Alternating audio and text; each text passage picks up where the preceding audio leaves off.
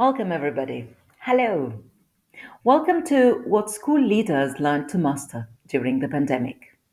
I am very happy to be part of this event, this online event organized by IATEFL's Leadership and Management SIG. My name is Eugenia DellOsa, and I am from Buenos Aires, Argentina. I am a mom of two beautiful daughters. I am head at a bilingual school at kindergarten level in Buenos Aires, and I am a teacher trainer. I selected these three roles as the most important ones in my life because these were like the three challenges I had at the beginning of this pandemic. I had goals exactly a year ago when the pandemic started. And with my family, we mentioned some things we wanted to make, changes, and things we wanted to do at home. At school, we set some goals, and I also set some goals as a teacher trainer. But the pandemic made it very challenging for me to set those goals and accomplish them because the pandemic was really changing for me. The roles were not what I expected. As a mom, I had to help a lot. My kids, who in fact never ever needed any kind of help when they were attending face to face lessons at school. As a head at school, there were lots of things that were absolutely different from what I expected. And as a teacher trainer, I also needed to make lots of changes. But there was one thing I was absolutely sure about last year, and it was that it was not a lost year. When I had the chance, I asked every teacher I met, what do you think? Is 2020 the lost year? And this is the result of my survey. Most of us answered no way. 2020 is not the lost year. And I will tell you why. Because there are many things that we could learn from 2020. This pandemic came to leave a very important message. This pandemic came to tell us there were many things that needed a change. So I thought of sharing a story with you today. I hope you're ready. This is a story by Eduardo Galeano. The original version is in Spanish, but I made a humble translation into English for you to understand it. The name of the original story is El Banquito, the stool, and it says Sixto Martinez completed his military service in some barracks in Seville. In the barracks, there was a yard. In the middle of the yard, there was a stool. Next to the stool, a soldier stood guard. Nobody knew why the stool was guarded. The guard was done because it had to be done. Night and day, every night, every day, and from generation to generation, the officers would pass the order, and the soldiers would obey. No one never doubted, nobody ever asked. If this had been done, it would be for a reason. And so it continued until someone, I don't know which general or colonel, wanted to know the original order. The files had to be thoroughly scrambled, and after much rummaging, he knew. 31 years, 2 months, and 4 days before, an officer had commanded to stand guard next to the bench, the stool, which was freshly painted so that no one could sit on fresh paint. So I love this story because it made me think of the stools I had at school before the pandemic. Take 10 seconds to think about those things you used to do because they were done. And when the pandemic started, you stopped doing those things and nothing happened. So there are many things we need to stop, sit, and focus on the important things and see whether we needed to keep on doing those stools, to keep guard next to the stool or not. There are many things we need to change. So perhaps when all of these remote lessons and face to face and coming back and hybrid teaching and synchronous and asynchronous, when all this finishes, we need to make kind of both two different lists saying before the pandemic, these things were done.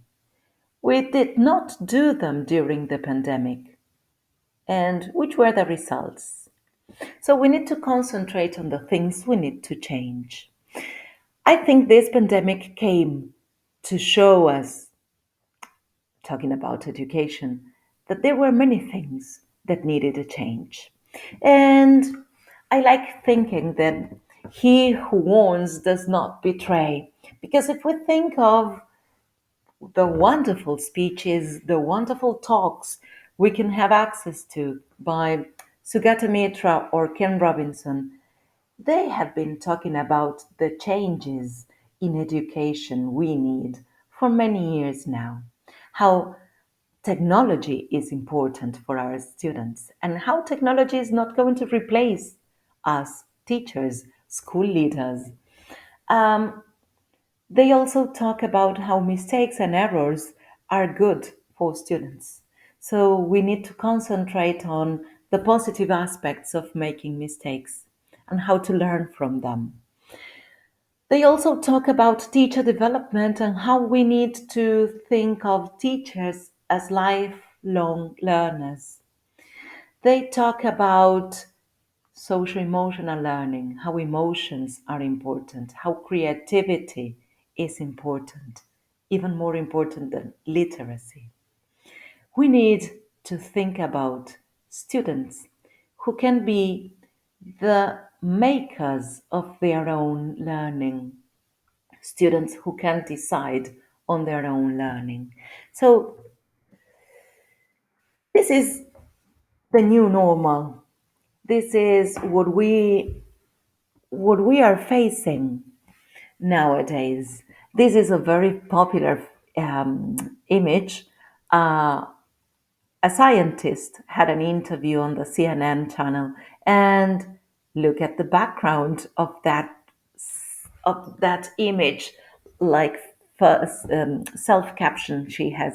We can see the mess she had at home. Probably she had a toddler, and this is the new normal we had in many, many houses.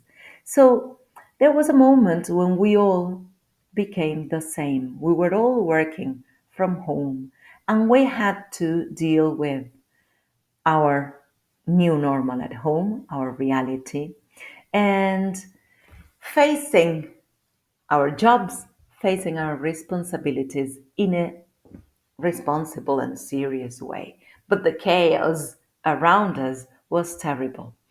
And I think this summarizes what happened in every single house in the world, or at least in most of them. Um, I don't like the terminology the new normal that much, because I think this situation is going to finish. The pandemic is going to have an end, and we will go back to a different normal, but not the new normal. We will not keep on working online forever, but we will need to work online. So this is the pandemic normal, but the new normal is going to be absolutely different because it's going to be a great combination of all the good things we learned during this pandemic and all the good things we had before. So these are the things I learned during the pandemic. And these are the things I consider important, and these are the things I want to keep after the pandemic. The backbone of my learning is resilience, empathy, innovation, adaptation, company, support, and backup. These are the things I needed and I still need to have. These are the things I want to consider important in every situation, not only teaching remotely, not only in hybrid teaching, not only in face to face. These are the things I want to consider as the backbone of my institution. I want teachers and families and stakeholders to think about the importance of thinking about others, understanding others, how to innovate and bring new things, how to adapt to new realities, how working in groups and collaboratively is going to save us all. Because group work, teamwork is great, and it was one of the best advantages we had in my institution. Teacher development is also essential, taking into account our students' learning styles. Thinking that lesson plannings will always have a twist. We need varied resources, variety in our lessons, variety in our institutions. Techie teachers are like trendy now, and techie students are like the new normal. Teachers' well-being, we need to know that that our students and teachers are fine, that they feel safe. The length of activities needed to be changed. Brain breaks were needed in staff meetings, brain breaks were needed in every lesson, but everything was based on social emotional learning. We needed to know that everything was taken into account through feelings and emotions, and how our students and our teachers and our community felt.